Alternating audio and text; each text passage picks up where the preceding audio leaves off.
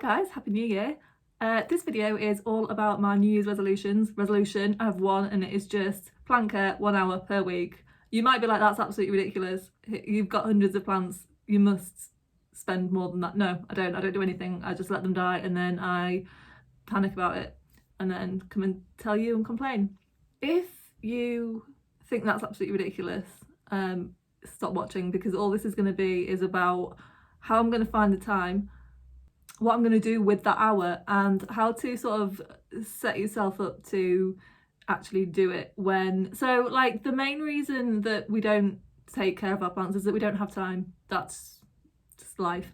But the second thing is often you don't actually want to do it. So like having a house full of beautifully cared for plants is amazing, but obviously you have to actually care for them. End game here is to find somebody to take care of them for us. But you know, that when we're millionaires we'll cross that bridge. So the first thing is, I'm always like, I just don't have time. I don't have time.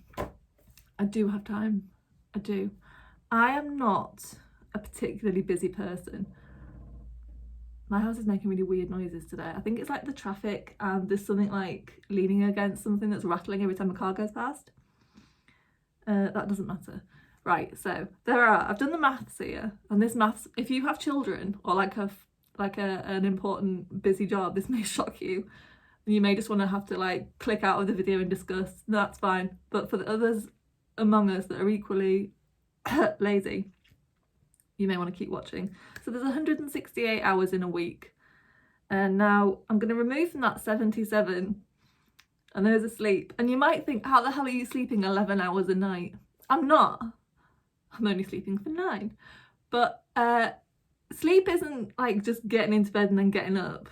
That's what your 8 hours are. That's what you're supposed to get, 8 hours of being like, I don't know if like actually in bed, but like, I don't know if actually asleep, but definitely like in bed. But realistically, like going to bed and getting up takes longer, and there's no point, you can't like micromanage all your tasks. You can't split it up into, well, I spend 2 minutes on a night brushing my teeth and I spend, I have 20 minutes with my sleepy tea. You can't. So I'll just do like 11 hours a day is taken up with preparing and waking up, that kind of thing. My first job takes 30 hours a week. I work in a restaurant. So I worked in a restaurant for a long time and then I kind of stopped, and then like COVID happened and I was like, no, because I was doing like blogging and stuff full time, except I wasn't, because I was just sitting around. I am a world-class sitter. I'm really good at doing nothing, and I'm really good at taking myself off for a walk. I was spending like 3 hours a day, like 2 hour-and-a-half walks a day, and that was really good for me because that's a good thing. So many doctors will be like, oh yeah, that's a really good. I was wasting time. That's what I was doing. I was just wasting time. I do walk, but I also run, so that's quicker. Well, it will be when I get better at it. I do 30 hours a week. It's not part-time, it's not full-time. It's like, I think I do 4 days a week of like 8 hours. I don't know. I do 30 hours, 4 days a week. And then I blog about, this varies, about 12 hours a week. Sometimes it's a lot more, sometimes it's none. And then we'll say exercise is 3 hours a week. It's probably more than that, but I've still got, so that's like the main things out of the way. And you might be like, well, you eat and stuff. Yeah, but I do eat. But I've still got 122 hours left. That's 6 hours a day for eating, sitting down and taking care of my plants. So I can definitely get an hour out of this. As I mentioned, if you hadn't already guessed, I may have a touch of the ADHD. You might be sick of people saying that, but I swear, if you have it or you have symptoms of it, it's one of those things, like most people will have a few ADHD symptoms. The issue is when it becomes an issue is when it impacts on your life, and it does impact on my life, not badly, and I can see where it's happening, but I just can't do anything about it. Habit stacking has helped a lot. One of the tips people give you about productivity is about making your bed every day. And I think it works, but not for any of the reasons that people kind of mention. Well, sometimes they do, but the main, like, what some people say is that it's like your first win. That isn't that for me. It's, I have to have one thing that I remember to do, because if I remember to do that thing, then I remember to do the other things. And don't do this too quickly. So just start with making your bed. Every morning, get out of bed and make it. After I've made my bed, I then floss my teeth, because that's two things. And the second one, oh God, it makes you feel amazing. It doesn't take very long, and you get this sense of superiority because you know so few people do it. Is it snowing? I don't know why I'm so surprised. It's January. Right, so after we floss, I then take my vitamins. I'm not brilliant at this one yet, but we're building on it. Am I still only on 0.1? Anyway, after all that, 0.1, pick when your hour is going to be. This I really struggle with, because I aim for what I think would be like my ideal life, which would be, you know, before work on a Wednesday, and then it's out of the way. That would be like ideal for me, but I'm not going to do it. First thing on a Wednesday, I will procrastinate. I will probably go for a run, which in my mind I'm like, well, that's good, and it is good, but also I am procrastinating. So yeah, go for your run first thing on a Wednesday morning, because that's what you want to do, but do your plant care another time. So I'm not going to pick a work day. I don't have a particularly, it's sort of physically demanding, but it's not, you know, it's not, I don't need my brain for it. It's the same thing. I always know exactly what I'm going to do, pretty much.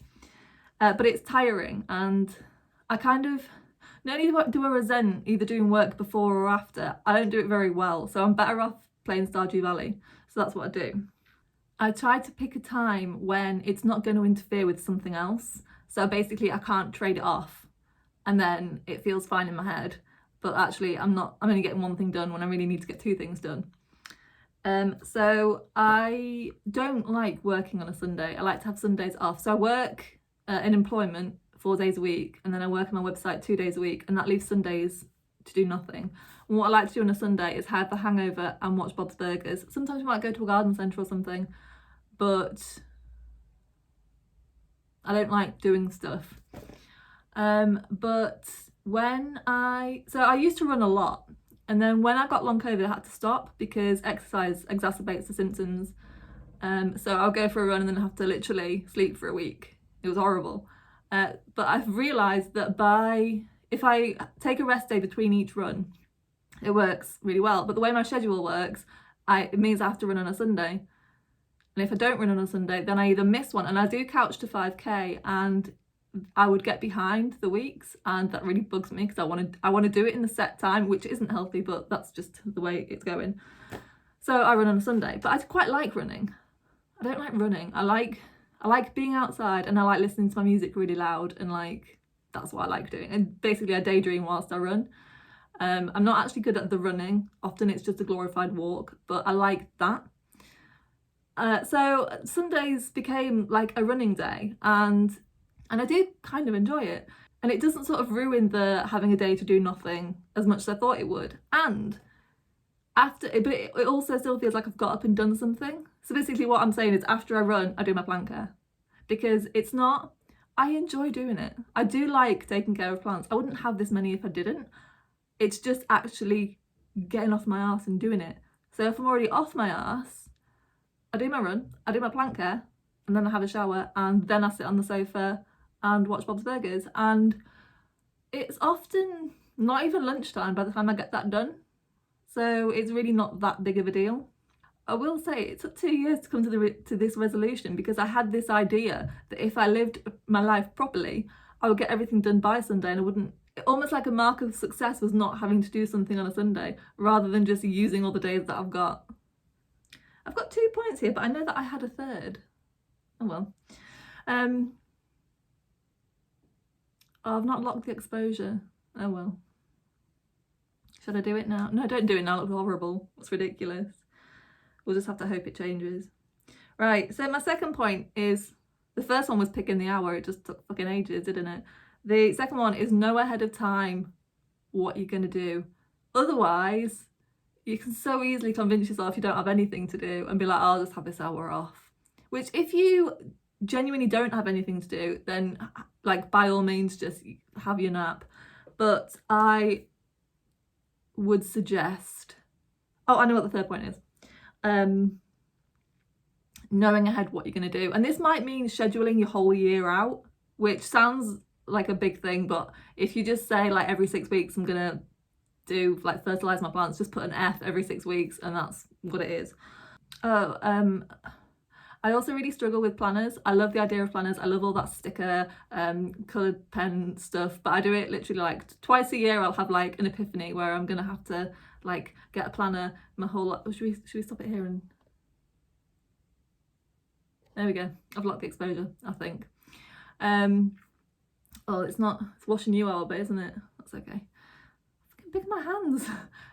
Where was I? Yeah, so planners, I spent ages trying to find the perfect one, and the perfect one for me, for like in terms of like having everything that I need, would be Notion. But it's also Notion's kind of thing you have to like keep it updated, otherwise it doesn't work. So, and I'd love on the complete other end of the spectrum, I like bullet journals, but I don't keep up with them. So I have compromised with a bullet journal in GoodNotes. That is what I use. And I use it sporadically. I'm trying to be better, but you know. If you want like a checklist for stuff you should be doing every week, so every week you need to be checking that your plants are watered. Not too much, not enough. You don't need to actually water them every week, but just need to check. If you don't think you're going to be managing to check your plants more than once a week, and you have plants that need watering more than once a week, you have two options: either give them away or like sell them or get rid of them, or put them in a soil that doesn't drain as quickly. And that, like, people always say you need well draining potting soil. If it's drying out, that's well draining. It doesn't matter how dense it actually is. If it's drying out too quickly, you can put it in something denser and it will be fine. You also should be checking for pests every week. So I think the easiest way to check for pests is just to get a microfiber cloth. This actually is good because it ties in cleaning, not brilliant cleaning, but you know, general dust of the leaves. If you wipe the leaves down and there's like it's like a sort of deepish red, basically the colour of dried blood, colour that like wipes off onto your cloth, that's some form of pest. I don't know what form of pest, because they all tend to do it. Spider mites not so much. Oh no, spider mites do. But that's the best way. You get this like red smear on a cloth. Pick a white cloth, and that's how you can tell. Or just if your plant looks like sad or weird or has like weird shaped leaves, check for pests. So that's what you need to do every week. I'll say that like I do it. That's what you should be doing every week. I also like to take photos for Instagram, just because I can see because I've sort of seen all my plants, I can see who's looking good or who's looking really bad. I'll go either way. Also like new growth, that kind of thing, anything weird that can go on Instagram. And it's just kind of, I only need 7. I say that like I upload every day. In an ideal world, when I do upload every day, I would have 7 photos. If I sound like this is something that I already do, note that I'm not. This is the plan forwards, but that's just how it's coming out. Yeah, so that's what we'd have to do weekly. Monthly, so stuff you should be doing every month. You don't have to, but this is just like in an ideal world. Clean the leaves. I like neem oil and water. You can just use water. You can just use a damp cloth. We're just getting dust off. So dust attracts pests, particularly spider mites, but thrips like it too. But also dust cuts out light. It's a bit like cleaning your windows. Like, it's a really good way of increasing the light without actually having to do anything about the light. So yeah. Another thing will be flushing leca. I don't flush leca that often, but the water here is pretty good. Like, I've never had to adjust the pH on tap water when I've done nutrients, so I'm really lucky. But you know, a weekly flush, if you get a lot of I don't have any leca plants. Yes, I do. Right, so you can see on this begonia under the spider web here, there's like these crystals. Now, I haven't flushed this in months, so that's fairly standard. But yeah, just flush all that out. Just literally just rinse it under the tap if you've got decent tap water. I just rinse it under the tap anyway. It's getting rinsed away, isn't it? If you've got bad tap water, rinse it for longer. I fertilise my plants every 6 weeks. This is, considering I've locked the exposure, the light's changed, and then this is just ghost. Never mind. I fertilise my plants. No, I don't. I will fertilise my plants every 6 weeks. I've got some seaweed fertiliser left, but I think this year I'm going to go with the Flora series. You use it for leca, but you can also use it for soil. It's just a slightly different amounts. I am going to look and see how different the amounts are, and let's face it, I'll probably just use the same amounts because it's not going to kill them, is it? Well, we'll see. So yeah, so that's like, yeah, so weekly we are watering and checking for pests. Monthly we are flushing and cleaning leaves, and every 6 weeks fertilise. You can find your own fertiliser schedule if you want. I've got an article on that on my website, which I'll link if I remember. Probably not. That's pretty much, I'm trying to think of other things to do with plants. Oh, repotting. Right, if you're anything like me, what a normal person could do, no, we're not calling them normal, we're calling them neurotypical. What they would do, I don't even know if this is true, because it's one of these things that human nature, it's so on a spectrum. If I was fertilising my plants and I was just going around and picking them all up and watering them with the fertiliser water, if I noticed one needed repotting and then I repotted it, the chances of me going back and remembering to continue to fertilise all the other plants is slim to none.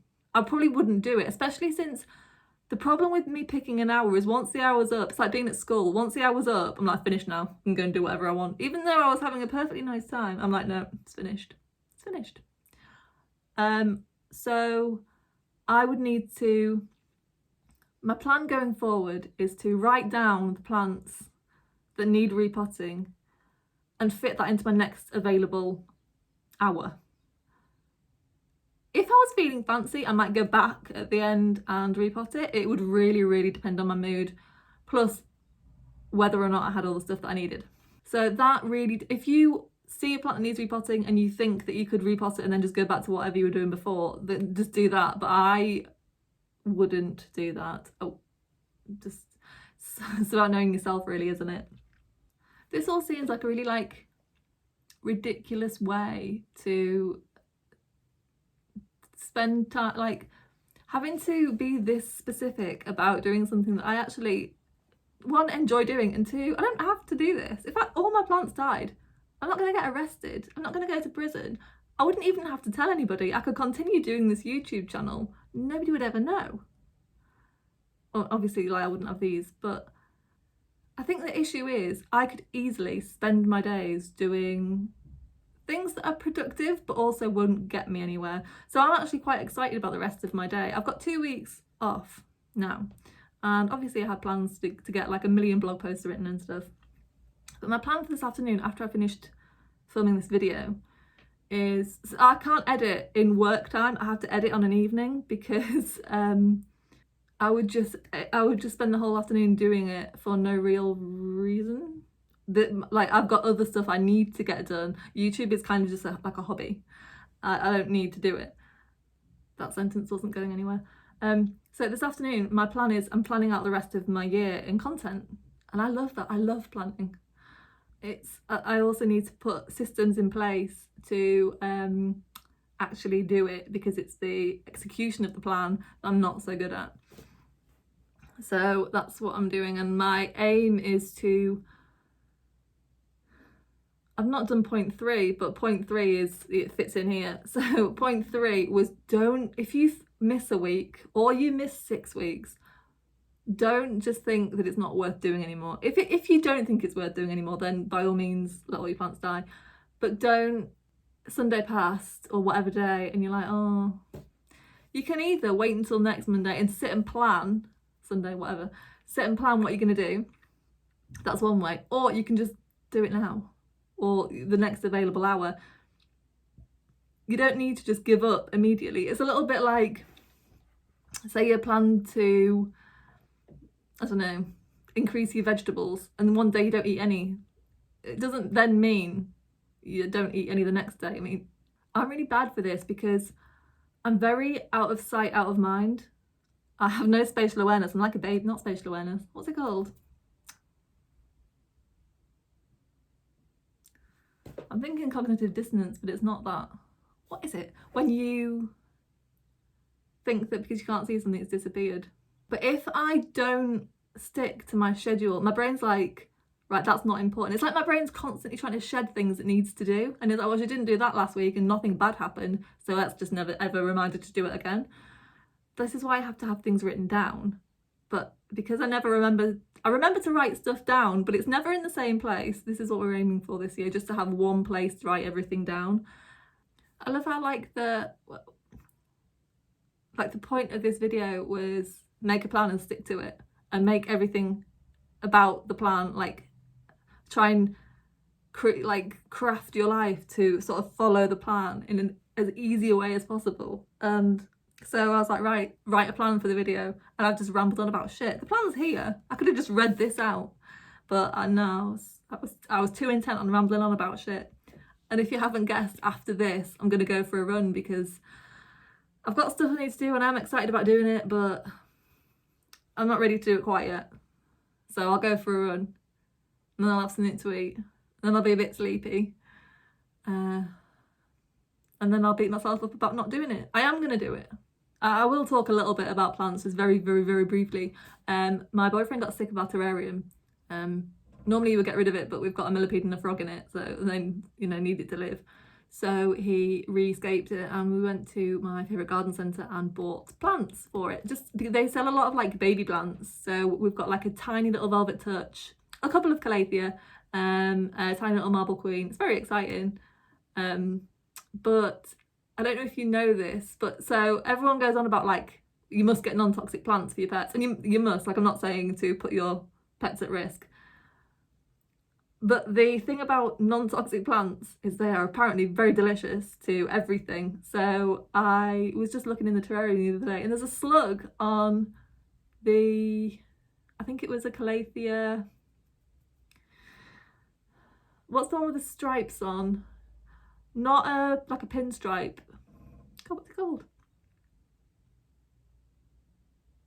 Beauty Star. Beauty Star?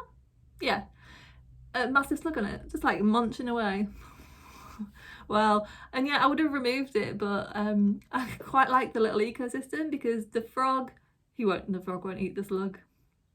It's cute, like the baby. We don't know where the slugs come from. We have absolutely no idea. But they're babies, so obviously eggs are getting in on something, and they're just tiny babies, and they are so cute because their like little horns are like pretty big. They just look so cute. So we let them stay in there until they get too big, and then when they get too big we pick them out and put them in the garden. It's my little slug story. I'm going to go for a run, but I'm going to plan the rest of the day. I'm going to get my year planned, or possibly 6 months.